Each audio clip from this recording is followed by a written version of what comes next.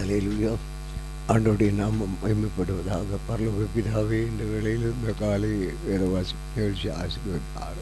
உம்முடைய நாமம் மகிமைப்படட்டும். கர்த்தர் இயேசு கிறிஸ்துவின் நாமத்தை வெற்றி கொள்கிறோம் பிதாவே.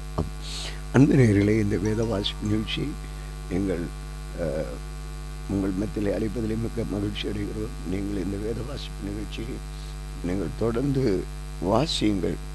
இது உங்களுக்கு அதிக நன்மையை கொண்டு வரும். அன்றைய மகிமையை நிச்சயமாக நீங்கள் பெற்றுக்கொள்ள முடியும். இது உங்களுக்கு இந்த வருடத்திலே நீங்கள் ஒரு முறை கேட்பீர்களே, ஆனால் ஒரு முறை இந்த வேதத்தை வாசிக்கிறீர்கள். எத்தனை முறை நீங்கள் கேட்கிறீர்களோ அத்தனை முறை நீங்கள் இந்த வேதத்தை வாசிக்கிறதாக காணப்படும். ஆண்டவர் உங்களுக்கு அந்த அற்புதங்களை செய்வார். நேரடியான ஜீவ வார்த்தைகள் உங்களுக்கு நேரடியாக துணிக்கப்படும். இது உங்களுக்கு வசதிகள் எப்படி என்றால், நீங்கள் பயணங்களிலே நீங்கள் இதை போட்டு கேட்கலாம். சில வேளை வேதத்தை எடுக்க முடியாத ஒரு சூழ்நிலை இருக்கும். அப்பொழுது இதை நீங்கள் போட்டு கேட்கலாம். பலவீன நேரங்களிலே போட்டு கேட்கலாம். அற்புதங்கள் நடைபெறும். இதுபோல் பல நெருக்கடி சூழ்நிலைகளிலும் இது உங்களுக்கு எப்பொழுதுமே உங்கள் அருகிலே உங்கள் கையில் இருக்கிறதான இந்த கைபேசி அதில் மூலமாய் நீங்கள் இந்த வார்த்தைகளை கேட்கறதுக்கு ஏதுவாகவே உங்களுக்கு ஆசீர்வாதமாக இருக்கும். தொடர்ந்து கர்த்தர் உங்களை ஆசீர்வதிப்பாராக. நன்றி. இன்றைக்கு நான் வாசிக்க வேண்டிய வேத பகுதி 2 நாளாகமத்தின் புத்தகம் 4ஆம் அதிகாரம். The book of 2 Chronicles chapter 4. அன்றியும் 20 முழ நீளமும் 20 முழ அகலமும் 10 முழ உயரமான வெண்கல பலிபீடத்தையும் பண்ணினான். வெண்கல கடல் தொட்டியும் வார்ப்பித்தான். சக்காரகாரமான அதனுடைய ஒரு விளிம்பு தொடங்கி மறு விளிம்பு மட்டும் 10 முழ அகலமும் 5 முழ உயரமும் சுற்றளவு 30 முழ நூலளவுமாக இருந்தது. அதன் கீழ்ப்புறமாக ரிஷபங்களின் உருவங்கள் ஒவ்வொரு முழத்துக்கத்திற்கும் 10 உருவமாக அந்த கடல் தொட்டியின் சக்கரத்தில் இருந்தது. தொட்டியோடு ஒன்றாய் வார்க்கப்பட அந்த ரிஷபங்களின் 2 வரிசைகள் இருந்தது. அது 12 ரிஷபங்களின் மேல் நின்றது. அவைகளில் 3 வடக்கையும் 3 மேற்கையும் 3 தெற்கையும் 3 கிழக்கையும் நோக்கி இருந்தது. கடல் தொட்டி அவைகளின் மேல் உயர இருந்தது. அவைகளின் பின்பக்கம் எல்லாம் உட்புறமாக இருந்தது. அதன் காலம் 4 விரற்கடையும் அதன் விளிம்பு பானபாத்திரத்தின் விளிம்பு போலும் லீலி புஷ்பம் போலும் இருந்தது. அது 3000 குடம் தண்ணீர் பிடிக்கத்தக்கதாக இருந்தது. கழுவுறதற்கு 10 கொப்பரைகளையும் உண்டாக்கி 5 வலது புறத்திலும் 5 இடது புறத்திலும் வைத்தான். சர்வாங்க தகனமான அவைகளில் அலசுவார்கள். கடல் தொட்டியோ ஆசாரிகள் தங்களை சுத்தம் பண்ணி கொள்கிறதற்கு இருந்தது. 10 பொன் விளக்கு தண்டுகளையும் அவைகளுடைய பிரமாணத்தின்படி செய்வித்து அவைகளை தேவாலயத்தில் வலது புறத்தில் 5 இடது புறத்தில் 5 வைத்தான். 10 மேஜைகளையும் செய்து அவைகளையும் தேவாலயத்தில் வலது புறத்திலே 5 இடது புறத்தில் 5 வைத்து 100 பொன் கலங்களையும் பண்ணினான். மேலும் ஆசாரியன் பிரகாரத்தையும் பெரிய பிரகாரத்தையும் பிரகாரத்தின் வாசல்களையும் உண்டாக்கி அவைகளின் கதவுகளை வெண்கலத்தால் மூடினான். கடல் தொட்டியை கீழ்த்திசையான வலது புறத்திலே தெற்கு முகமாக வைத்தான். ஈராம் செப்பு சட்டிகளையும் சாம்பல் எடுக்கிற கரண்டிகளையும் கலங்களையும் செய்தான். இவ்விதமாக ஈராம் கர்த்தருடைய ஆலயத்திற்காக ராஜாவாகிய சாலமோனுக்கு செய்ய வேண்டிய வேலையை செய்து முடித்தான்.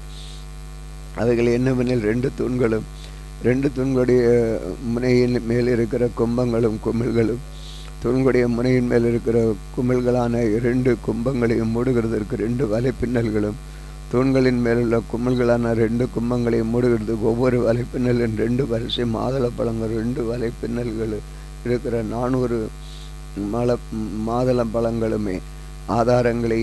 ஆதாரங்களின் மேல் இருக்கும் கொப்பரைகளையும் ஒரு கடல் தொட்டியையும் அதன் கீழ் இருக்கும் 12 ரிஷபங்களையும் செப்பு சட்டிகளையும் சாம்பல் கரண்டிகளையும் முள் தொடர்களையும் முதலான பனிமுட்டுகளையும் ஈராம் அபி ராஜாவாகிய சாலமோனுக்கு கர்த்தரின் ஆலயத்திற்கு சுத்தமான வெண்கலத்தால் பண்ணினார். யோர்தானுக்கு அடுத்த சமனான பூமியிலே சுக்கோத்திற்கும் சரேத்தாவுக்கும் நடுவே களிமண் தரையிலே ராஜா அவைகளை வார்ப்பித்தான். இந்த பனிமுட்டுகளை எல்லாம் சாலமோன் வெகு ஏராளமாய் உண்டு பண்ணினான். வெண்கலத்தின் நிறை தொகைக்கு அடங்காததாக இருந்தது. தேவனுடைய ஆலயத்துக்கு வேண்டிய சகல பனிமுட்டுகளையும் பொற்பிடத்தையும் சமூக தப்பங்களையும் வைக்கும் மேஜைகளையும் முறையின்படி சந்ததிக்கு முன்பாக விளக்கு கொளுத்துகிறதற்கு பசும்பொன் விளக்கு தண்டுகளையும் அவைகளின் விளக்குகளையும் சுத்த தங்கத்தினால் செய்த பூக்களையும் விளக்குகளையும் கத்திரிகளையும் பசும்பொன் கத்திரிகளையும் கலகங்களையும் கலயங்களையும் தூப கலசங்களையும் சாலமோன் பண்ணினான். மகா பரிசுத்த ஸ்தலத்தின் உட்கதவுகளும் ஆலயமாகிய வீட்டின் கதவுகளும் ஆலயத்தின் வாசல் கதவுகளும் எல்லாம் பொன்னாயிருந்தது. அதிகாரம் 5. கர்த்தருடைய ஆலயத்துக்காக சாலமோன் செய்த வேலையெல்லாம் முடிந்த பொழுது சாலமோன் தன் தகப்பனாகிய தாவீது பரிசுத்தம் பண்ணும்படி நேர்ந்தவைகளை கொண்டு வந்து வெள்ளியையும் பொன்னையும் சகல பனிமுட்டுகளையும் தேவனுடைய ஆலயத்தின் பொக்கிஷங்களிலே வைத்தான். பின்பு கர்த்தருடைய உடன்படிக்கை பெட்டியை சீயோன் என்னும் தாவீது நகரத்திலிருந்து கொண்டு வரும்படி சாலமோன் இஸ்ரவேலின் மூப்பரை கோத்திர பிரபுக்களாகிய இஸ்ரவேல் புத்திரன் வம்ச தலைவர்கள் எல்லாரையும் எருசலேமில் கூடி வர செய்தார். அப்படி இஸ்ரவேல் எல்லாரும் 7ஆம் மாதத்தின் பண்டிகையிலே ராஜாவினிடத்தில் கூடி வந்தார்கள். இஸ்ரவேலின் மூப்பர் எல்லாரும் வந்த பின்பு லேவியர் பெட்டியை எடுத்து பெட்டியும் ஆசிரிய கூடாரத்தையும் கூடாரத்தில் இருக்கிற பரிசுத்த பனிமட்டுகளையும் கொண்டு வந்தார்கள். அவைகளை கொண்டு வந்தவர்கள் லேவியரான ஆசாரியரே.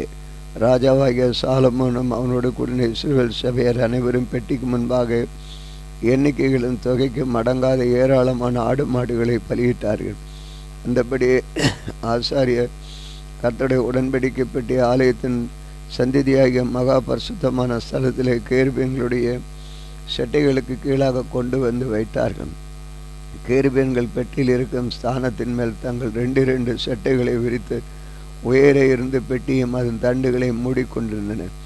பெட்டியில் இருக்கிற தண்டுகளின் முனைகள் சந்தி ஸ்தலத்திற்கு முன்னே காணப்படத்தக்கதாய் இந்த தண்டுகளை இழுத்தார்கள். புறம்பே அவைகளை காணப்படவில்லை.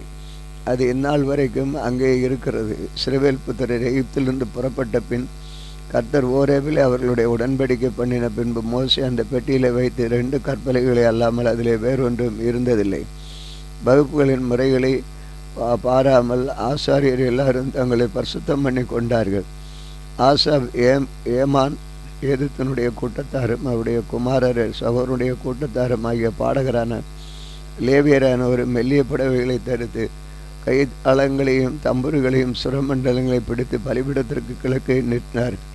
அவர்களோடு கூட பூரிகைகளை ஊதுகிற ஆசாரிகள் 120 பேர் நின்றார்கள். அவர்கள் ஒருமிக்க பூரிகைகளை ஊதி ஏக சத்தமாய் கர்த்தரை துதித்து ஸ்தோத்திரித்து பாடினார்கள்.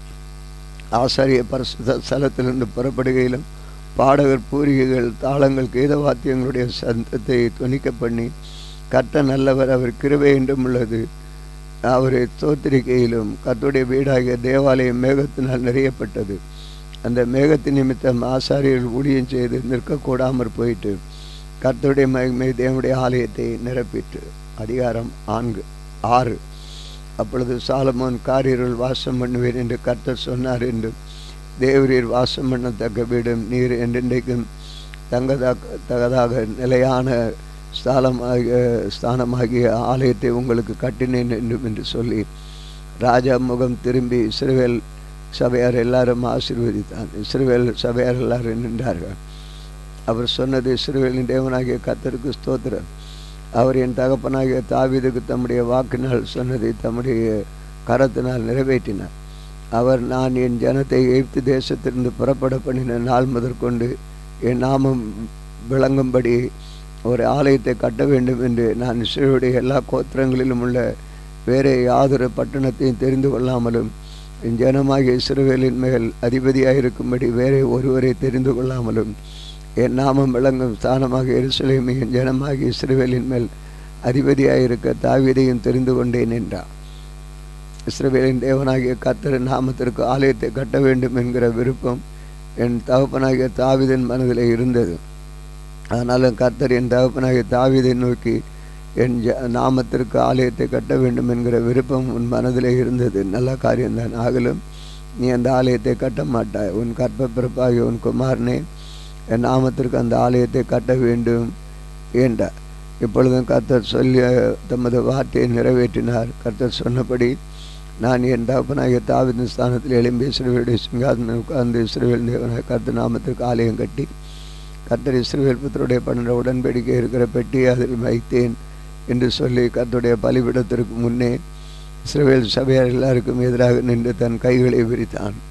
சாலமன் 5 முழ நீளமும் 5 முழ அகலமும் 3 முழ உயரமான ஒரு வெண்கல இடத்தை அதை நடுப்பு பிரகாரத்திலே வைத்திருந்தான். அதன் மேல் அவன் நின்று இஸ்ரவேலின் சபையில் எல்லாருக்கும் எதிராக முழங்கால் பலியிட்டு தன் கைகளை வானத்திற்கு நேராக விரித்து, இஸ்ரவேல் தேவனாகிய கர்த்தாவே, வானத்திலும் பூமியிலும் உமக்கு ஒப்பானாகிய தேவன் இல்லை. தங்கள் முழு இருதயத்தோடு உமக்கு முன்பாக நடந்த உமது அடியாருக்கு உடன்படிக்கையும் கிருபையும் காத்து வருகிறேன். தேவரீர் என் தகப்பனாகிய தாவீது என்னும் உமது அடியானுக்கு செய்து வாக்குத்தத்தத்தை காத்தருளினீர். உம்முடைய வாக்கினால் அதை சொன்னீர். உம்முடைய கரத்தினால் இந்த நாளில் இருக்கிறபடி நிறைவேற்றினீர். இஸ்ரவேலின் தேவனாகிய கர்த்தாவே, தேவரீர் தன் தகப்பனாகிய தாவீது என்னும் உமது அடியானாகிய நோக்கி நீ எனக்கு முன்பாக நடந்தது போல உன் குமாரரும் உன் குமாரத்தையும் என் நியாயத்தின்படி நடக்கும்படி தங்கள் வழியை காப்பார்களே. ஆனால் இஸ்ரவேல் சிங்காசனை வீட்டிற்கும் புருஷன் எனக்கு முன்பாக உனக்கு இல்லாமற் போவதில்லை என்று சொன்னது இப்பொழுது அவனுக்கு நிறைவேற்றும். இஸ்ரவேல் தேவனாகிய கர்த்தாவே, தேவர் உமது அடியானாகிய தாவீதுக்கு சொன்ன உமது வார்த்தையை மெய் என்று விளங்குவதாக. தேவன் மெய்யாக மனுஷருடைய பூமியில் வாசம் பண்ணுவாரோ? வானங்களும் ஆனாதி வானங்களும் உம்மை கொள்ளாதே. நான் கட்டின இந்த ஆலயம் எம்மாத்திரம்? என் தேவனாகிய கர்த்தாவும் அது அடியேனும் அது சந்நிதியில் செய்கிற விண்ணப்பத்தையும் மன்றாட்டையும் கேட்டு மது அடியருடைய விண்ணப்பத்தையும் வேண்டுதலையும் திருவிழத்தில் கொண்டு வரலும். மது அடியன் இவ்விடத்தில் செய்யும் விண்ணப்பத்தை கேட்க நாம விளங்கும் என்று நீர் சொன்ன ஸ்தலமாக இந்த ஆலயத்தின் மேல் உம்முடைய கண்களில் இரவு பகலும் திறந்திருப்பதாக. மது அடியனும் இந்த ஸ்தலத்தில் விண்ணப்பம் செய்ய போகிற மது ஜனமாகிய இஸ்ரவேல் பண்ணும் செபங்களை கேட்டருளும். பரலோகமாகிய உம்முடைய வாசஸ்தலத்தின் நீர் அதை கேட்பீராக, கேட்டு மன்னிப்பீராக. ஒருவன் தன் அயலானுக்கு குற்றம் செய்திருக்கையில் இவன் அவனை ஆணையிட்டு சொல்லும் பொழுது அந்த ஆணை இந்த ஆலயத்தின் உம்முடைய பலிபிடத்திற்கு முன்பாக வந்தால், அப்பொழுது பரலோகத்தில் இருக்கிற தேவரீர் கேட்டு துன்மார்களுடைய நடக்கை அவன் தலையின் மேல் சுமர பண்ணி அவனுக்கு நீதியை சரிக்கட்டும். நீதிமானுக்கு அவனுடைய நீதிக்கு தக்கதாய் செய்து அவனை நீதிமானாக்க தக்கதாய் மத அடியாரை நியாய தீர்ப்பீராக. உம்முடைய ஜனங்களாகிய இஸ்ரவேலர் உமக்கு விரோதமாய் பாவம் செய்து நிமித்தம் சத்துருக்கு முன்பாக முறிந்து போய் உங்களோடு இருந்து திரும்பி உம்முடைய நாமத்தை அறிக்கை பண்ணி அந்த ஆலயத்திலே உம்முடைய சந்நிதியில் விண்ணப்பத்தையும் வேண்டுதலையும் செய்தால், பரலோகத்தில் இருக்கிற தேவரீர் கேட்டு உம்முடைய ஜனமாகிய இஸ்ரவேலின் பாவத்தை மன்னித்து அவர்கள் பிதாக்களுக்கு நீர் கொடுத்த தேசத்துக்கு அவளை திரும்பி வர பண்ணுவீராக. அவர்கள் உமக்கு விரோதமாய் பாவம் செய்தனால் வானம் அடைபட்டு மழை பெய்யாதிருக்கும் பொழுது அவர்கள் இந்த ஸ்தலத்துக்கு நேராக விண்ணப்பம் செய்து உம்முடைய நாமத்தை அறிக்கை பண்ணி தேவரீர் தங்களை கிளேசப்படுத்துவீர். தங்கள் பாவங்களை விட்டு திரும்பினார். பரலோகத்தில் இருக்க தேவரீர் கேட்டு உமது அடியாரும் உமது ஜனமாகிய இஸ்ரவேலும் செய்த பாவத்தை மன்னித்து அவர்கள் நடக்க வேண்டிய நல்வழி அவர்களுக்கு போது தேவரீர் உமது ஜனத்துக்கு சுதந்திரமாக கொடுத்த உம்முடைய தேசத்தில் மழை பெய்ய கட்டளையிடுவீராக. தேசத்திலே பஞ்சம் உண்டாகிற போது, கொள்ளை நோய் உண்டாகிற போதும், வறட்சி, சாவி, வெட்டுக்கிளி, பச்சைக்கிளி உண்டாகிற போதும், அவருடைய சத்துருக்கள் அவர்களை வாசிக்கிற தேசத்திலே அவர்கள் முற்றுகை போடுகிற போதும், யாதொரு வாதையாகிலும் யாதொரு வியாதியாகிலும் வந்திருக்கிற போதும், எந்த மனுஷனானால் இஸ்ரவேல் ஆகிய உம்முடைய ஜனத்தின் எவனாகிலும் தன் வாதியும் வியாகுலத்தையும் உணர்ந்து இந்த ஆலயத்துக்கு நேராக தன் கைகளை விரித்து செய்யும் சகல விண்ணப்பத்தையும் சகல வேண்டுதலையும் உம்முடைய வாசலமாக பரலோகத்தில் இருக்கிற தேவரீர் கேட்டு மன்னித்து, தேவரீர் எங்கள் பிதாக்களுக்கு கொடுத்த தேசத்தில் அவர் உயிரோடு நாளெல்லாம் உமக்கு பயப்படும்பட்டு உம்முடைய வழிகளை நடக்கும்படி தேவரீர் ஒருவரே மனுபுத்திரரின் இருதயத்தை அறிந்தவரானதால் நீர் அவனவன் இருதயத்தை அறிந்திருக்கிறபடி அவன் நம்முடைய எல்லா வழிகளுக்கும் தக்கதாக செய்து பலனளிப்பீராக. ஜனமாகிய இஸ்ரவேல் ஜாதி அல்லாத அந்நிய ஜாதியார் உம்முடைய மகத்துவமான நாமத்து நிமித்தமும் உம்முடைய பலத்த கரத்து நிமித்தமும் ஓங்கிய உம்முடைய வியத்து நிமித்தமும் தூர தேசங்களிலிருந்து வந்து இந்த ஆலயத்துக்கு நேராக நின்று விண்ணப்பம் பண்ணினால் உமது வாசலமாகிய பரலோகத்தில் இருக்கிற தேவரீர் அதை கேட்டு பூமியின் ஜனங்கள் எல்லாரும் உம்முடைய ஜனமாகிய இஸ்ரவேலை போல உம்முடைய நாமத்தை அறிந்த உமக்கு பயப்பட்டு நான் கட்டின இந்த ஆலயத்திற்கு உம்முடைய நாமம் தரிப்பிக்கப்பட்டது என்று அறியும்படி அந்த அந்நிய ஜாதியான உம்மை நோக்கி வேண்டிக் கொள்வதன்படி தேவரீர் செய்வீராக. நீர் உம்முடைய ஜனத்தின் அனுப்பும் வழியிலே அவர்கள் தங்கள் சத்துருக்களுடைய யுத்தம் பண்ண புறப்படும் போது நீர் தெரிந்து கொண்ட இந்த நகரத்திற்கும் உம்முடைய நாமத்திற்கும் நான் கட்டின இந்த ஆலயத்திற்கும் நேராக விண்ணப்பம் பண்ணினால் பரலோகத்தில் இருக்கிற தேவரீர் அவர்கள் விண்ணப்பத்தையும் வேண்டுதலையும் கேட்டு அவர்கள் நியாயத்தை விசாரிப்பீராக. பாவம் செய்யாத மனுஷன் இல்லையே. ஆகையால் அவர்கள் உமக்கு விரோதமாய் பாவம் செய்து அவர்கள் மேல் கோபம் கொண்டு அவர்கள் சத்துருக்களின் கையில் ஒப்பு கொடுக்கிறதுனாலே அவர்களை சிறைப்பிடிக்கிறார்கள். அவர்கள் தூரத்திலாகிலும் சமீபத்திலாகிலும் இருக்கிற தங்கள் தேசத்திற்கு கொண்டு போக இருக்கையில் அவர்கள் சிறைப்பட்டு போன தேசத்தில் தங்களின் உணர்வடைந்து மனம் திரும்பி நாங்கள் பாவம் செய்து அக்கிரமம் பண்ணி துன்மார்க்கமாய் நடந்தோம் என்று நாங்கள் சிறையிருப்பான தேசத்தை உம்மை நோக்கி கெஞ்சி நாங்கள் சிறைகளாக கொண்டு போகப்பட்ட தங்கள் சிறையிருப்பான தேசத்தில் தாங்கள் முழு இதயத்தோடும் தங்கள் முழு ஆத்மாவோடும் இடத்தில் திரும்பி தேவரீர் தங்கள் பிதாக்களுக்கு கொடுத்து தங்கள் தேசத்திற்கும் தேவரீர் தெரிந்து கொண்ட இந்த நகரத்திற்கும் உம்முடைய நாமத்திற்கும் நான் கட்டின இந்த ஆலயத்திற்கு நேராக உம்மை நோக்கி விண்ணப்பம் பண்ணினால் உம்முடைய வாசலமாகிய பரலோகத்திற்கிற தேவரீர் அவர்கள் விண்ணப்பத்தையும் ஜெபங்களையும் கேட்டு அவர்கள் நியாயத்தை விசாரித்து உமக்கு விரோதமாக பாவம் செய்த உம்முடைய ஜனத்திற்கு மன்னித்தருளும். இப்பொழுதும் என் தேவனே, இந்த ஸ்தலத்திலே செய்யப்படும் விண்ணப்பத்திற்கும் உம்முடைய கண்கள் திறந்தவைகளும் உம்முடைய செவிகள் கவனித்திற்குமாய் இருப்பதாக. தேவனாகிய கர்த்தாவே, உம்முடைய ஸ்தாபன ஸ்தலத்துக்கு தேவரே உமது வல்லமை விளங்கும் பெட்டியுடன் எழுந்தருளும். தேவனாகிய கர்த்தாவே, உமது ஆசாரியர் ரட்சிப்பை தடுத்து உம்முடைய பரிசுத்தவான்கள் நன்மையிலே மகிழ்வார்களாக. தேவனாகிய கர்த்தாவே, நீர் அபிஷேகம் பண்ண ஒரு முகத்தை புறக்கணியாம் உம்முடைய தாசனாகிய தாவீதுக்கு வாக்குத்தத்தம் பண்ண கிருபைகளை நினைத்தருளும் என்றான். ஆம், வாசிக்க வேண்டிய வேதபதி வாசித்தோம். ஜெபிப்போம். அன்பின் ஆண்டவரே, இந்த வேத ஜெபிக்கும் பொழுது ஒரு உணர்வுக்கு ஒரு காரியத்தை சிந்திக்க கொண்டு வர விரும்புகிறேன். இன்றைக்கு ஆலயத்திலே பிலிசூனிய கட்டுகளுக்காக ஜெபிக்கிற ஒரு நாளாக நாம் கூடி ஜெபிக்கிறோம். அந்த ஆலயத்தினுடைய காரியத்தை பார்க்கும் பொழுது சத்ரு அநேகரை ஆத்தும அறுவடைக்கு தடையாக பல காரியங்களை செய்து வருகிறார். இப்படிப்பட்ட சூழ்நிலையில் இவைகளையும் நான் பார்க்கும் பொழுது இந்த ஆண்டவர் இந்த ஆலயத்திலே நம்முடைய ஜெபத்தை கேட்பார், இனி தடைகளை உடைத்தார் என்ற விசுவாசத்தை வலியுறுத்துகிறதை காண முடிகிறது இந்த வேத பகுதி. ஆம், ஜெபிப்போம். மிகமேல் ஆண்டவரை இந்த வேளையில் நீர் கொடுத்த இந்த பகுதியின் மூலமாக எங்களை தேற்றி நீர் பலப்படுத்தினீர், உற்சாகப்படுத்தினீர். இது வாசிக்கிற கேட்குற ஒவ்வொரு பிள்ளைகளுடைய உள்ளங்களிலும் தேவனுடைய மகிமை காணப்படட்டும். அற்புதங்கள் அதிசயங்கள் அவர்கள் பெறட்டும். கர்த்தர் நீர் கிரியை செய்வீர். வருகிற எல்லா வாதைகளிலும் எல்லா துன்பத்திலிருந்து விடுவிப்பீர். உமக்கே மகிமை உண்டாகட்டும். இயேசு கிறிஸ்துவ நாமத்தில் வேண்டிக் கொள்கிறோம் பிதாவே, ஆமேன். இந்த நாளிலும் எங்களுக்கு விரோதமாய் கிரியை செய்கிற சகல அந்தகார வல்லமையின் ஆவிகளையும் நசனா இயேசு கிறிஸ்துவ நாமத்தில் கடிந்து கட்டுகிறோம். ஆமேன், ஆமேன்.